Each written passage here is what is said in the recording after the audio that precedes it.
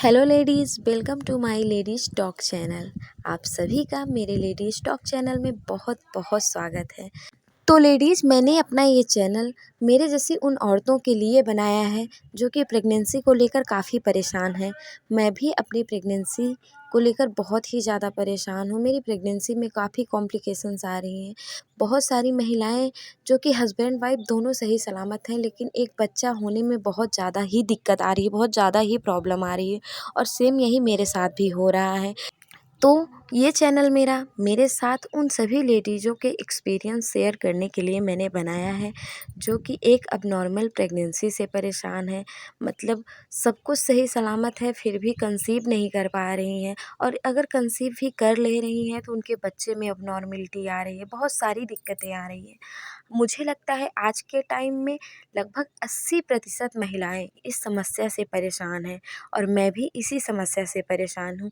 तो मैं भी अपना कुछ एक्सपीरियंस आप लोगों के साथ शेयर करूँगी, और मैं यही चाहती हूँ कि मेरी सभी बहनें वो भी अपना एक्सपीरियंस मेरे साथ ज़रूर शेयर करें। हो सकता है आपकी कोई एक्सपीरियंस मेरे काम आ जाए, या मेरा कोई अनुभव आपके काम आ जाए, या मेरी जो भी बहन कोई अपना अनुभव बताएं या कोई इलाज बताएं वो किसी और बहन के काम आ जाए। तो प्लीज़ मेरे इस चैनल को सपोर्ट करें और अपनी राय मेरे चैनल पर ज़रूर दें, क्योंकि आपका एक जो है अनुभव, आपका एक बताया हुआ रास्ता हम सभी औरतों की ज़िंदगी बदल सकता है। हो सकता है हम सभी औरतें एक दूसरे के काम आएँ। देखिए, कभी-कभी क्या होता है ना कि हम औरतें भी अपने घर में ही अपनी बात किसी से नहीं कह पाते हैं। हम औरतों की सबसे बड़ी यही समस्या होती है कि हम लोग दूसरों की खुशियों के लिए ज़्यादा सोचते हैं और अपनी खुशियों को ही पीछे रख देते हैं। लेकिन ऐसा करना भी ज़रूरी होता है, क्योंकि जो भी हाउसवाइफ़ होती हैं ना, उनके लिए अपनी फैमिली सबसे पहले होती है, और मेरे लिए यही मानना है कि ये ऐसा होना भी चाहिए, क्योंकि जितना हम अपने परिवार से प्यार करते हैं, वो भी उतना ही हमसे प्यार करते हैं। तो मेरी सभी बहनों से मेरी यही रिक्वेस्ट है कि आप लोग अपना-अपना अनुभव ज़रूर शेयर करें।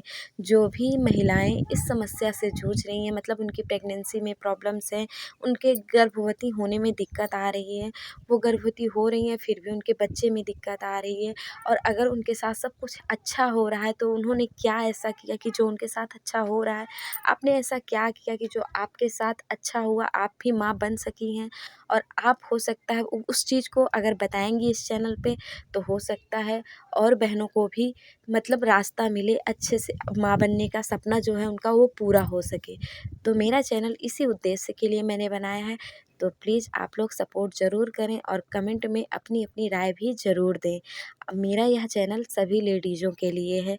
आप लोग जो भी आपके मन में है आप ज़रूर बताएँ। मेरे साथ भी कुछ ऐसा ही हुआ है। मतलब आपको पता है कि मैं भी नॉर्मल हूँ, मतलब मेरे में कोई दिक्कत नहीं है, मेरे हस्बैंड में भी कोई दिक्कत नहीं है, फिर भी हम लोग एक बच्चे के लिए बहुत ही ज़्यादा परेशान हैं। मैंने 2-2 बार कंसीव भी किया, लेकिन कंसीव करने में मुझे प्रॉब्लम नहीं आ रही है, लेकिन उसके बाद बच्चे में अबनॉर्मलिटी आती जा रही है। पहली बार जब ऐसा हुआ तो ये हुआ कि चलो हो सकता है पहली बार है इसीलिए ऐसा है, दोबारा में भगवान सब कुछ अच्छा कर दें, लेकिन मेरे साथ दोबारा भी वही हुआ। तो मैं काफ़ी डर गई हूँ।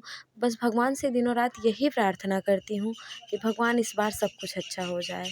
पहली बार तो मेरे साथ ऐसा हुआ जो कि मैं आप लोगों के साथ शेयर करने चल रही हूँ, और प्लीज़ आप लोग भी, आपके मन में जो भी राय हो आप लोग बेझिझक वो राय मुझे ज़रूर दीजिए।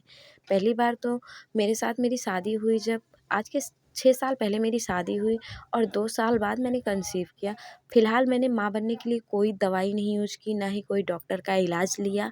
बस 2 साल तक हमने बच्चा नहीं चाहा, और ऐसा नहीं है कि हम लोग बच्चा नहीं चाहते थे तो हम कोई दवा यूज़ कर रहे थे या कोई प्रिकॉशंस ले रहे थे, ऐसा कुछ नहीं है।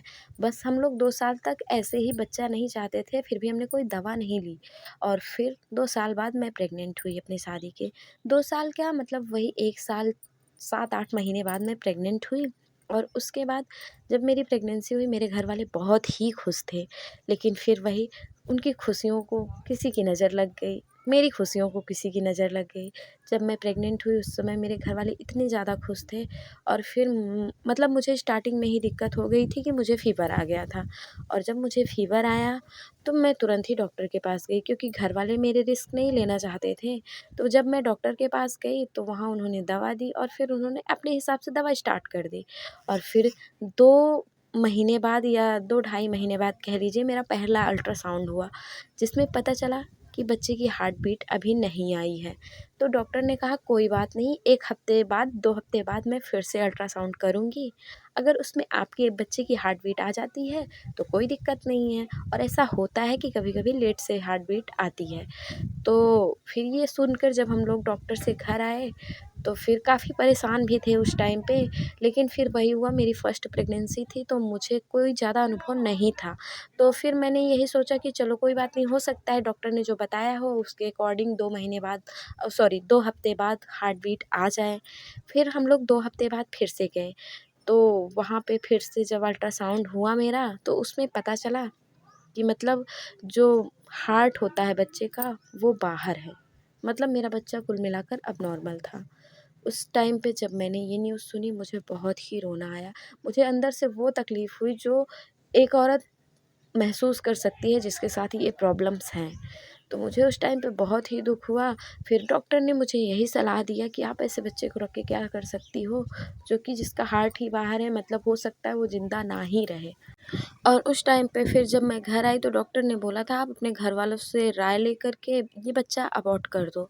फिर जब मैं घर आई, घरवालों से बताया, तो मेरे हस्बैंड और मेरे इन-लॉज़ मतलब मेरे सास-ससुर सब ने यही बोला कि ठीक है, जब डॉक्टर ही यही बोल रहे हैं तो फिर हम इसमें क्या कर सकते हैं, आखिर डॉक्टर सही सलाह ही तो देंगे।